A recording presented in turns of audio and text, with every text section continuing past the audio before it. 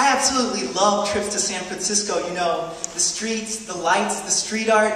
The moment I step off that Civic Center BART station, I'm walking around with a swagger like I know the place or something.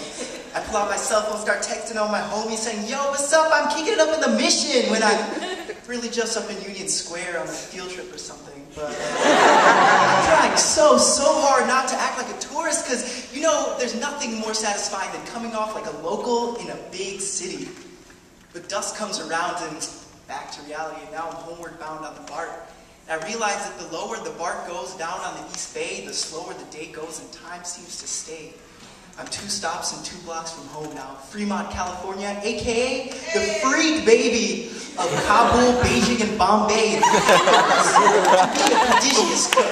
The curry smells wafting, the stir-fry stirring, the unaware and unseasoned nose wondering, what the fuck is that smell? But I love it. At home, where it's worth putting up with the C's and C sharps to hear that occasional B and D ring in a perfect third, and where my sister's always there to tell me, Orjun, you're not that cool, and where I can sit down on the toilet seat without that little voice in the back of my head screaming, Orjun, don't do it, you might just get crabs, yo. Right at home.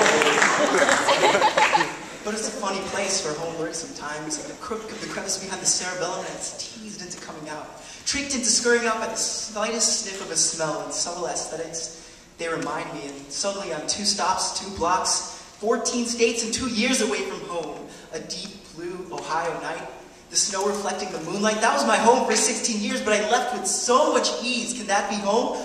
Or maybe home is 2 stops, 2 blocks, and 2,000 miles away in Kolkata, India, the place that I can only keep in touch through this tiny little lens and tubes and wires and satellites and bytes and kilobytes.